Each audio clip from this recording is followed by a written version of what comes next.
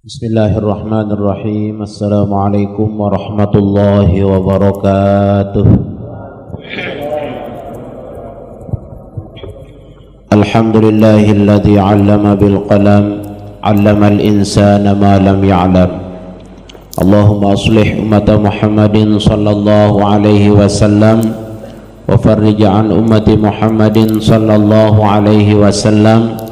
Warham ummata Muhammadin sallallahu alaihi wasallam wansyur wahfadh wa ayyid nahdatal watani fil alamin bihaqqi Muhammadin sallallahu alaihi wasallam.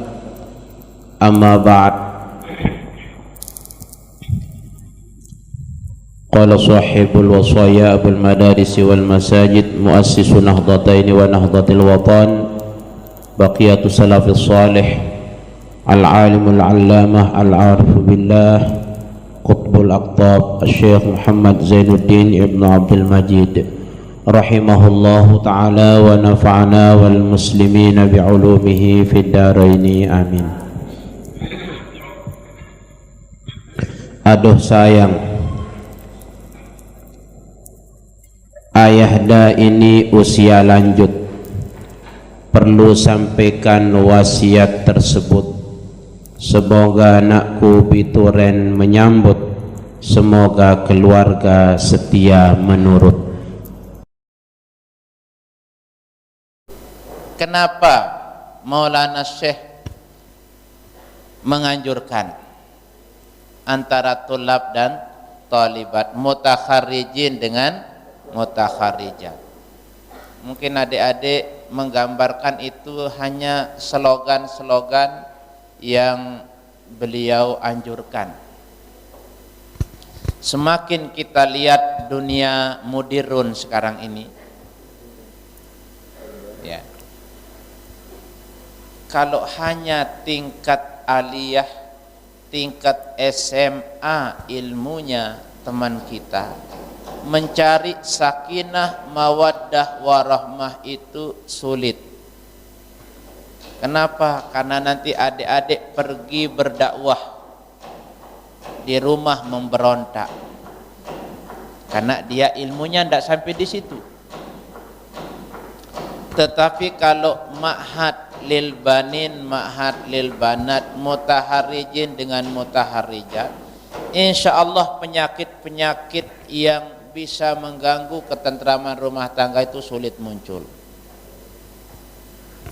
Satu yang berjuang, dua orang yang berjalan. Ya, ada berjuang jalur laki-laki, ada berjuang jalur perempuan. Ada menjadi pemimpin muslimin, ada menjadi pemimpin muslimat. Suami menjadi ustadz, istri menjadi ustazah, di rumah bareng-bareng.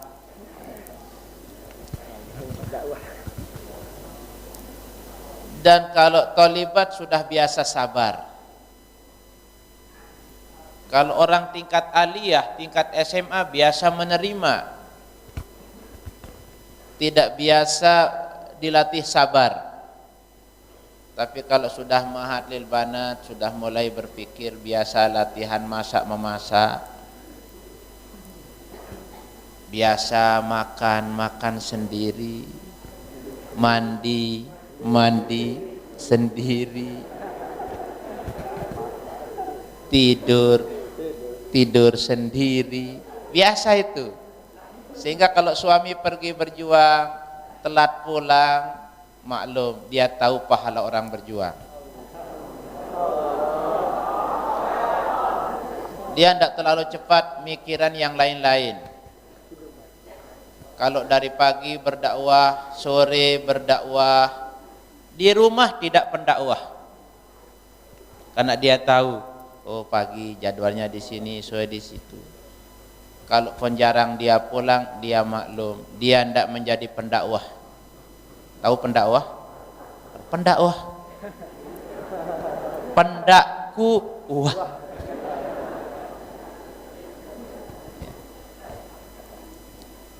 Makanya kalau mau menjadi orang sukses, jangan mau ditunggu terus oleh suami.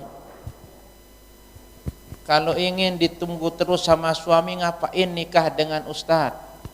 Ngapain nikah dengan mutaharijin? Nikah saja dengan tukang-tukang soder. Tetap di rumah itu. Baik itu tukang soder gigi, tukang soder kompor, itu biasa diam di rumah itu. Didatangi dia. Tapi kalau kelas ustadz, tuan guru, jarang di rumah. Lebih baik jarang di rumah, tetapi pertemuannya berkualitas, daripada tetap bertemu tetapi tidak berkualitas. Tetap tunggu lagu ulangan semendak terbesuat. Tidak ada nilai perjuangannya kalau berjaguran. Ya. Jadi bangga pulang dari pengajian, ada kantong plastik di bawah suami, begitu buka pintu, ini dek, angkat masuk. Itu kalau tulab dengan tolibat. Tapi kalau SMA tamatannya nanti atau aliyah, pulang ngaji dari pagi hilang, pulang sore bawa satu kantong plastik. Apa jajau menti oleh klemak dah telang masak mentiru. Nah, tapi kalau talibat alhamdulillah ternyata waktu pergi tangannya kosong, waktu pulang tangannya berisi. Gitu kan. Masuk pintu tangannya berisi, masuk kamar tangannya juga berisi kan.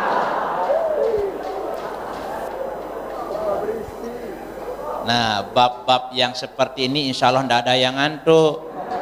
Tapi kalau kita aji wasiat Maulana Syekh, banyak yang buat pulau Lombok.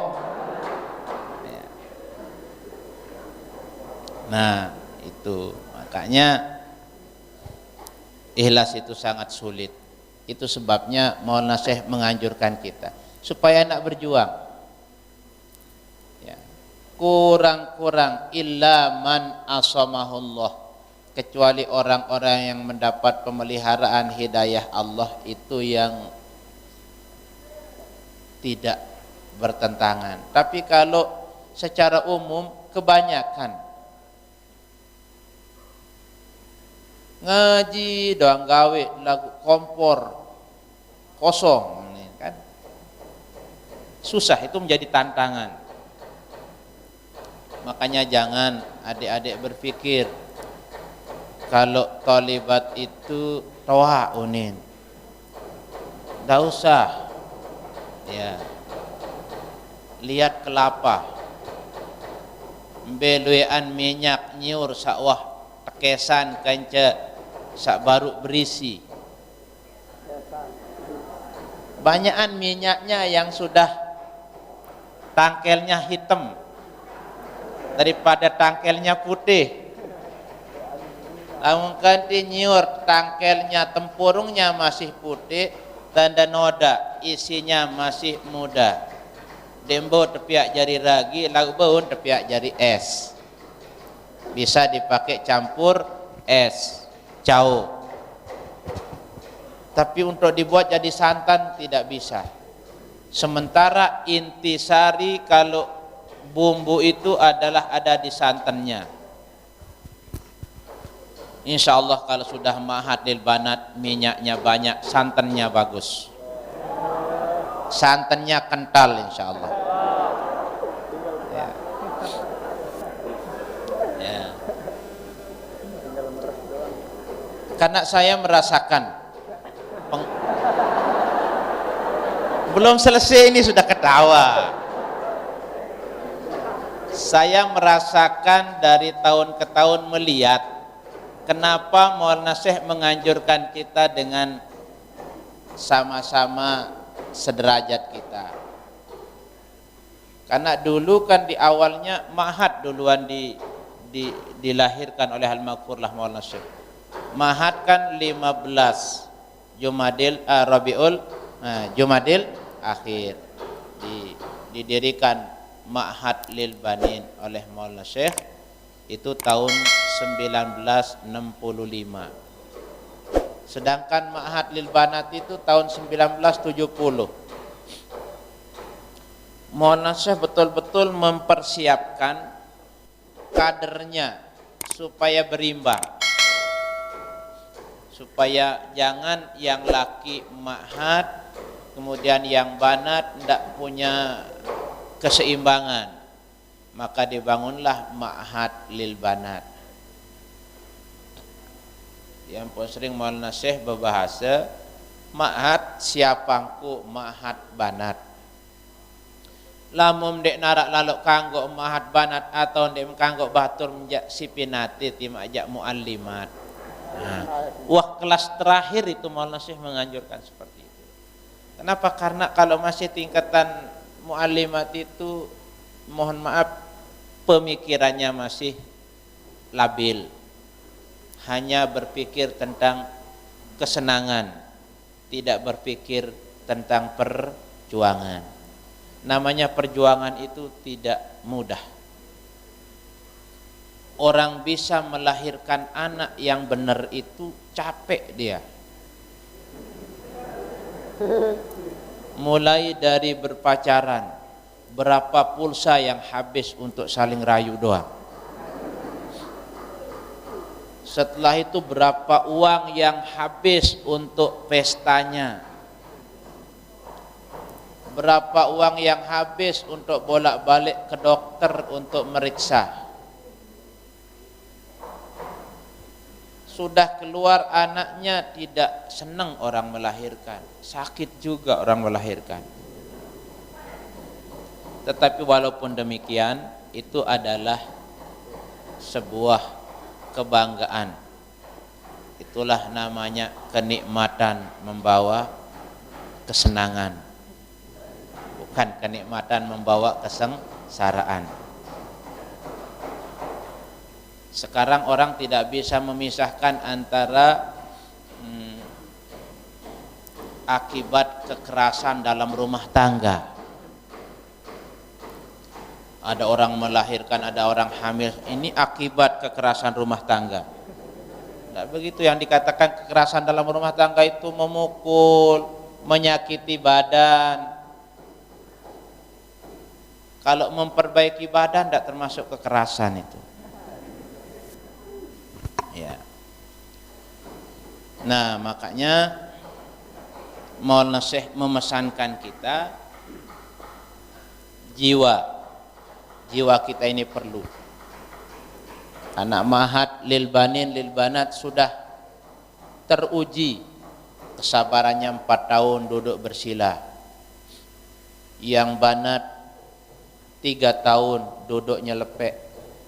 Nyelepok atau nyelepek? Ya. Sampai mata kaki bertambah.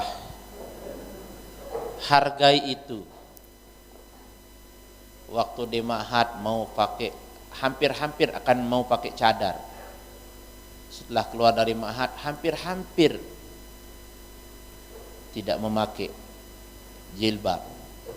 Hampir-hampir, banyak soalnya yang tidak seperti itu. Karena itu mari Maulana Syekh memesankan kita hanya tulab dan talibat yang memahami insyaallah karena kedewasaannya sudah mulai berpikir. Timang kode awak lagu tamat Ma'had dewasa sudah itu.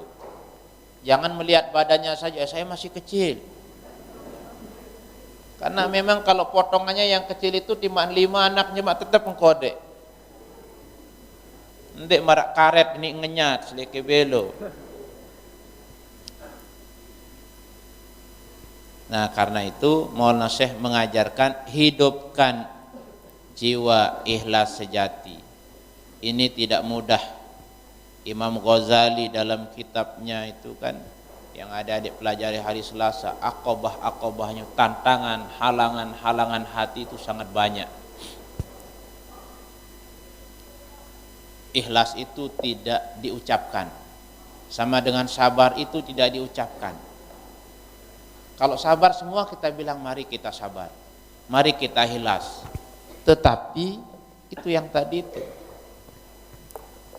Kalau Maulana Syekh menjelaskan ikhlas itu disanjung biasa sama rasanya, dimarah dicaci juga sama. Tapi kita kebanyakan kan kalau marah hilang, kalau dimarah kita hilang, kalau disanjung dekat. Nah, ini untuk semua kita, karena ikhlas ini sangat sulit. Saya juga mengajar di sini mungkin tidak ikhlas juga. Ya, wallah yang Maha tahu. Tetapi mari kita berusaha sesuai dengan harapan guru kita. Apa yang kita kerjakan ya sesuai dengan harapan. Semampu kita. Di Nahdlatul Watan kalau adik-adik nanti tamat dari ma'had, ada yang dipakai menjadi ketua pengurus cabang, ketua pengurus daerah. Ingat di Nahdlatul Watan itu jabatan-jabatan itu jabatan pengabdian, bukan jabatan menghitung, jabatan pengabdian. Jadi kalau kita jadi itu jadi ini di Nahdlatul Watan itu jabatan penghormatan. Jadi kepala madrasah, menjadi guru itu jabatan penghormatan. Kalau kita anggap itu menjadi sebuah jabatan yang hebat, itulah yang nanti menjadikan kita tatkala berhenti jadi kepala sekolah merasa diri dipecat, tidak mau kerja lagi. Biasa saja, kita di perguruan tinggi dengan di TK sama rasanya. Kita menjadi kepala madrasah, jadi wakil kepala, jadi guru biasa saja rasanya sama. Percaya saja, karena saya pernah rasakan jadi guru, pernah jadi wakil kepala madrasah, jengken te putik bulun, telekan pancor sampai di sini. Aku sama saja. Kita jadi kepala madrasah, rasanya sama. Kita dipakai sewaktu-waktu oleh orang. Jangan merasa bangga, semuanya itu adalah ujian. Ya kayak adik-adik sudah dibuatkan aturan ujian itu untuk menentukan mau tamat atau tidak tamat. Kasihan kalau hanya 1 jengkal yang membatalkan 10 kilo yang sudah kita lewati, maka akan hilang catatan yang 4 tahun yang sudah kita lewati gara-gara kalian tidak hadir ujian lisan misalnya. Karena ada di situ nilai meremehkan. Aturan itu Maulana Syekh yang buat. Karena itu jangan takut datang. Persoalannya Anda tidak bisa maupun bisa, datang saja.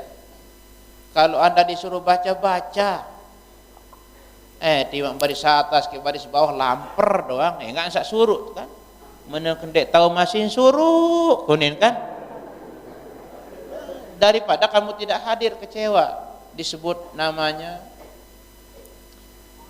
Nilai melaksanakan aturan Maulana Syekh itulah yang perlu kita jaga. Bukan kita yang buat aturan ujian itu dari zaman dahulu kala. Kami juga dulu sampai sehari ini saya ingat soal-soal ujian lisan saya tatkala saya diuji hadis misalnya, masih saya ingat. Itu bersejarah bagi kita. Dengan kita diuji lisan nanti kadang-kadang itu yang membangkitkan semangat kita, begitu tamat bangkit semangat kita untuk mau belajar lagi. Sehingga kita menjadi orang yang lebih dari sebelumnya. Berembe-rembe sim selapuk pelajaran hafal. Jangan tidak mau, walaupun yang menguji kamu orang yang tidak bisa, tapi dia ditugaskan. Ikuti saja aturan itu. Maulana Syekh begitu alimnya, tidak ada pelajaran yang beliau tidak hafal, tetapi beliau ikuti semua ujian-ujian itu. Itulah sebabnya Maulana Syekh sampai hari ini lemari tempat penyimpanan arsip dokumen berkas ujian beliau masih disimpan dalam satu lemari khusus di Sholatiyah. Absennya dari sejak mulai masuk Sholatiyah sampai beliau tamat tidak pernah ada alpa, izin atau sakit beliau, sehingga disimpan. 2012 Umi waktu melaksanakan ibadah haji diiringi Tuan Guru Zaini, Tuan Guru Arifin, diperlihatkan hasil raport Maulana Syekh sejak dia mulai di Sholatiyah sampai tamat. Absen beliau diperlihatkan, sudah kertasnya sudah berlipat-lipat. Bagaimana Maulana Syekh itu sehingga khusus untuk dia dikhususkan lemari tempat ditaruh bekas ujiannya. Jawaban beliau disimpan, nilai beliau disimpan, raport beliau disimpan, absennya disimpan. Kalau kita dikasih raport kalau sudah tamat aliyah, raport kita buang. Sekarang kalau kita tanya dari sekian banyak yang tamat aliyah SMA ini, kalau ditanya rapotnya di sanawiyah mungkin tidak ada yang punya. Karena kita sudah anggap itu tidak penting lagi. Kalau di dunia sekarang, ini asal sudah saya bocorkan saja. Nilai apa saja bentuknya, sertifikat apa saja bentuknya, adik-adik simpan, sejarah itu. Dan sekarang kita banyak diminta, kalau ada kegiatan sertifikat kita harus di-scan, ijazah harus di-scan. Untuk menjadi mengisi guru sertifikasi saja sekarang semua data-data itu harus di-scan. Ujian sekarang nomor peserta ujian yang di sanawiyah dulu kalau tidak ada sekarang tidak bisa terdaftar kita di ujian aliyah. Maka sekarang susah kita mencari, ada sekolah-sekolah yang tidak menaikkan nomor pesertanya di ijazahnya, kita kembali cari ke madrasahnya, nomor berapa dulu waktu dia ujian itu pesertanya. Apalagi ma'had sekarang sudah, di zaman kami saja dulu pemerintah Lombok Timur, Nusa Tenggara Barat khususnya, menganggap menyamakan ijazah ma'had itu dengan D3. Ya. Disamakan gelarnya dengan D3. Maka waktu akreditasi itu guru-guru tercatat dulu menjadi ijazahnya kalau yang kiha-kiha itu D3. Nah, apalagi sekarang adik-adik justru yang paling jarang tidak masuk itu yang paling dulu mencari ijazahnya, mencari daftar nilainya, karena dibutuhkan di tempat dia ngajar, dibutuhkan tempatnya kuliah. Tidak rugi adik-adik mengikuti aturan ma'had. Di sana sini banyak kemudahan. Di luar daerah justru ijazah ma'had menjadi ijazahnya menjadi pegawai negeri. Karena ma'had ini walaupun tidak terdaftar di pemerintah tapi diakui oleh pemerintah. Mirip kayak Gontor. Gontor tidak punya ijazah negeri tapi diakui oleh semua. Karena pemerintah tahu di mana-mana ada madrasah berdiri, kalau ditelusuri pasti ada unsur ma'hadnya di situ. Biasa yang mendirikan pondok pesantren yang kiha-kiha. Ya, itu sebabnya ada orang menjadi pimpinan forum pondok pesantren Nusa Tenggara Barat. Dia keliling ke seluruh Nusa Tenggara Barat. Setiap madrasah yang ada merek Nahdlatul Wathonnya, dia tanyakan siapa pendirinya, dia jujur. Rata-rata ma'had katanya, tamat ma'had. Yang dia tanyakan bagaimana cara dididik di ma'had itu sehingga alumninya rata-rata mau membangun madrasah. Padahal kalau kita lihat katanya, rumahnya tidak cocok, begitu tempat tinggalnya, kemudian bangunan madrasahnya megah dan perjuangannya luar biasa. Nah, itulah yang diherankan oleh orang. Yang walaupun ada sekitar kita yang tidak berhasil seperti saya sampai hari ini, tekan-tekan pondok pesantren belum punya, tapi yang sudah punya itu rata-rata berhasil di Ma'had Darul Quran wal Hadis.